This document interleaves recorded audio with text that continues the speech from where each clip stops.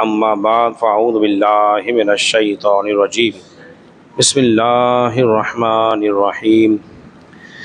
حضرات محترم، آپ حضرات آج کی نشست کے اندر درس قرآن سماعت کریں گے۔ درس قرآن کے اندر ہماری سورہ بقرہ جاری و ساری ہے، اور آج اس کی آیت نمبر جو ہے وہ 63 اور آیت نمبر 64 ہے۔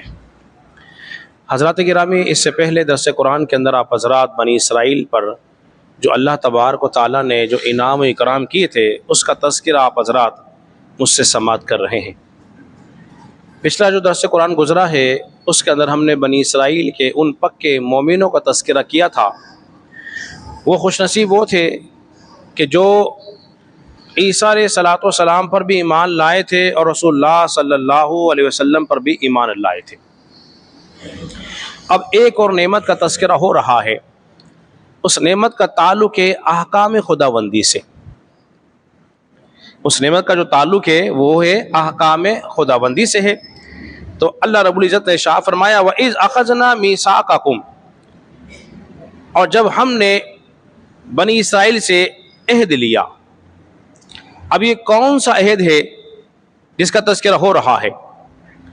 حضرات محترم، اب یہ وہ واقعہ یاد دلایا جا رہا ہے کہ جب موسیٰ علیہ الصلوۃ والسلام کو اللہ نے حکم دیا تھا کہ اے موسیٰ اپنی قوم کو مصر سے لے کر چلو، اور بحر کلثوم سے اللہ تبارک و تعالیٰ نے ان کو نجات دی تھی، جس کا تذکرہ قرآن مجید فرقان حمید کی آیت نمبر 50 کے اندر موجود ہے۔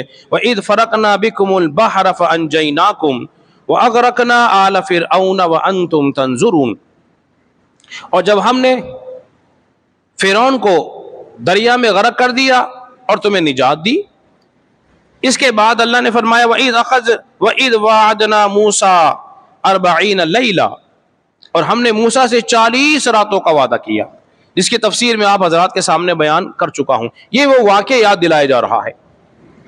اے بنی اسرائیل، وہ واقعہ تو یاد کرو کہ جب موسیٰ علیہ الصلوۃ والسلام کوہ طور پر گئے تھے توریت کو لینے کے لیے، اور جب ہم نے انہیں توریت دے دی اور اس کے اندر جب احکام آئے سخت تو تم گھبرا گئے۔ اس لیے کہ بنی اسرائیل جو تھی نا وہ بڑی آرام پرست اور عیش پرست قوم تھی۔ ذرا سی تکلیف آ جاتی تھی فوراً گھبراہٹ کا شکار ہو جاتی تھی، اور فوراً اس کے بعد اپنے نبیوں کی نافرمانی کر دیا کرتی تھی۔ اب ان سے کہا جا رہا ہے وَرَفَعْنَا فَوْقَكُمُ الطُّورَ، تو پھر ہوا کیا؟ جب اللہ تبارک و تعالیٰ نے توریت کو نازل کر دی، وہ احکام لے کر آئے، ان احکام کو جب پڑھا گیا تو بڑے سخت تھے، تو انہوں نے کیا کیا کہ اس احکام کو لینے سے انکار کر دیا، توریت کو لینے سے انکار کر دیا۔ جب انکار کیا نا وَرَفَعْنَا فَوْقَكُمُ الطُّورَ، تو اللہ تبارک و تعالیٰ نے جبریل کو حکم دیا، انہوں نے پہاڑ کو ان کے اوپر معلق کر دیا، پہاڑ کو اٹھا لیا۔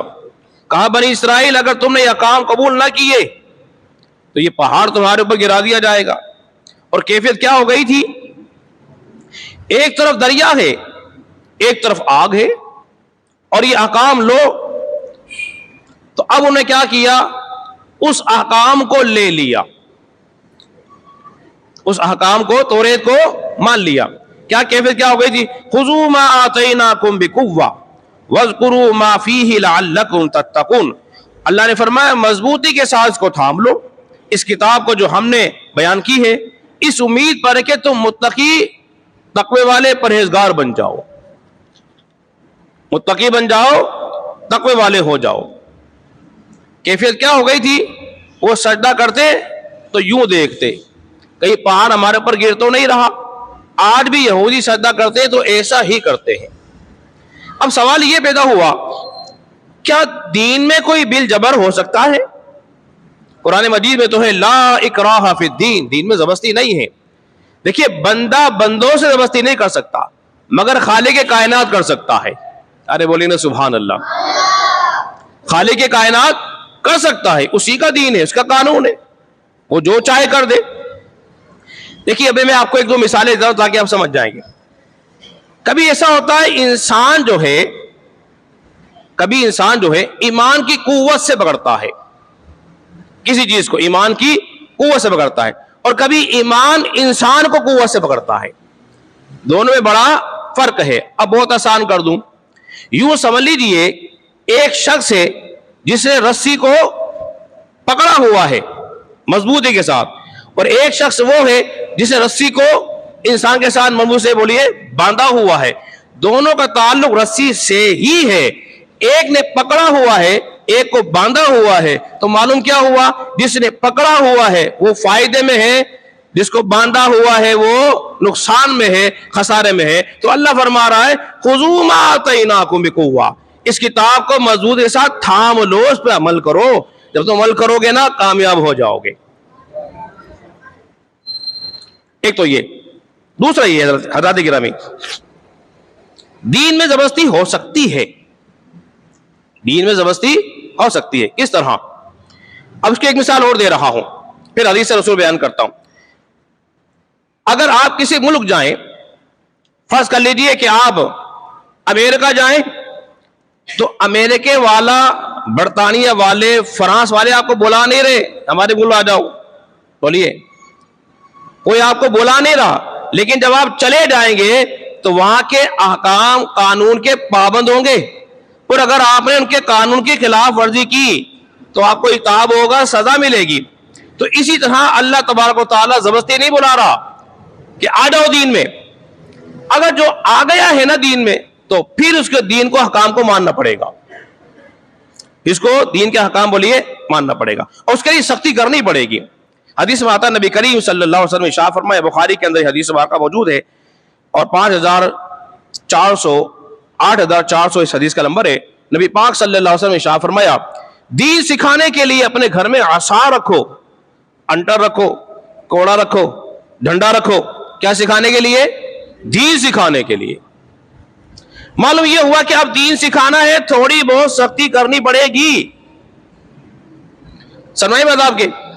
اسی طرح حدیث میں آتا ہے جب بچہ ہونا 7 سال کا، بخاری کے اندر بات موجود ہے، اس کو نماز کا حکم دو، اور جب وہ ہو جائے 10 سال کا تو اب مار پیٹ کے بھی لے کر آؤ، کیا لے کر آؤ؟ مار پیٹ کے بھی لے کر آؤ، تاکہ وہ دین سیکھے۔ اب دین میں سختی کی جا رہی ہے، صرف لاڑ پیار سے کام نہیں چلے گا، دین میں سختی بھی کرنی پڑے گی۔ اور ایک اور حدیث بخاری کے اندر موجود ہے، نبی پاک صلی اللہ علیہ وسلم ارشاد فرمایا، میرا جی چاہتا ہے کہ آج نماز کے لیے کسی اور کو مقرر کر دوں، کچھ نوجوان اپنے ساتھ لے لوں، ان کے پاس لکڑیوں کا کٹڑی ہو، پھر میں ان لوگوں کو آگ لگا دوں گھروں کو جو اذان کی آواز سننے کے بعد گھر میں مسجد میں نہیں آتے ہیں۔ یہ دین سکھانے کے لیے کہا جا رہا ہے۔ اسی لیے عورت کو مارنے کا حکم بھی اللہ نے دیا ہے، فَضْرِبُوهُنَّ، اور ہلکی مار ماریں گے دین سکھانے کے لیے۔ وہ میرا موضوع نہیں ہے، پھر انشاءاللہ جب میں اس کے بعد بیان کروں گا۔ حضرات گرامی، تو اب کہا جا رہا ہے تم اس کتاب کو لو، اس کے احکام کو سمجھو، اس پہ عمل کرو، تمہارا عمل کرنا تمہیں رب کے قریب کر دے گا۔ اب اس کے ایک مثال میں آپ کے سامنے اور پیش کرتا ہوں تاکہ آپ سمجھ جائیں گے۔ حضرات محترم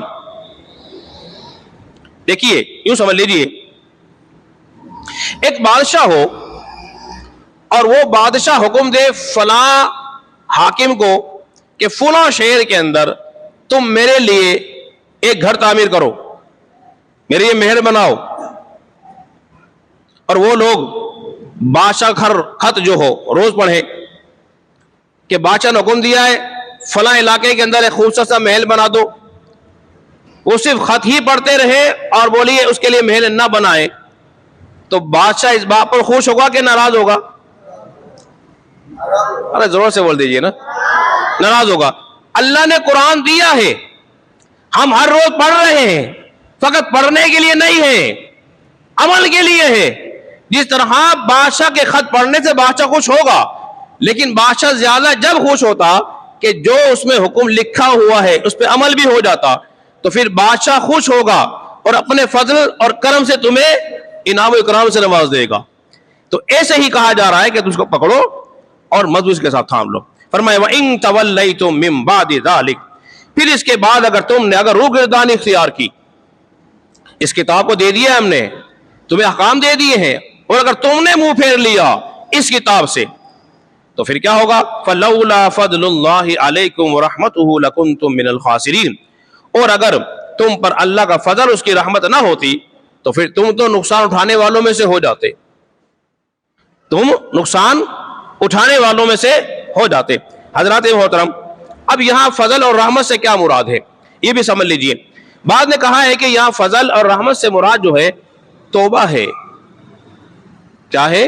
توبہ ہے، اس لیے کہ بنی اسرائیل نے توبہ کی تھی بچڑے کی پوجا سے، تائب ہو گئے تھے، یہ مراد ہے۔ دوسرا قول یہ ہے کہ یہاں رسول اللہ صلی اللہ علیہ وسلم کی ذات اقدس مراد ہے، کیونکہ اللہ کا سب سے بڑا فضل رسول اللہ کی ذات، اللہ کی سب سے بڑی رحمت رسول اللہ کی ذات ہے۔ وَمَا أَرْسَلْنَاكَ إِلَّا رَحْمَةً لِّلْعَالَمِينَ وَكَانَ فَضْلُ اللَّهِ عَلَيْكَ عَظِيمًا، اور تم پہ اللہ کا بہت بڑا فضل ہے۔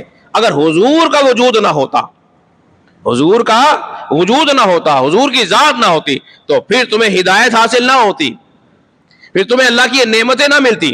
تو لہذا تم قدر کرتے ہوئے قرآن مجید، فرقان حمید کے احکام کو سمجھو، ان پہ عمل کرو، پھر ہوگا کیا کہ تم جب عمل کرتے رہو گے تم رب کے قریب ہوتے چلے جاؤ گے، اس کے محبوب بن جاؤ گے، تمہاری زندگی نکھار پیدا ہو جائے گا۔ اللہ رب العزت کے بارگاہ میں دعا کرے خالق کائنات ہم سب کو سمجھنے اور عمل پیرا ہونے کی توفیق عطا فرمائے۔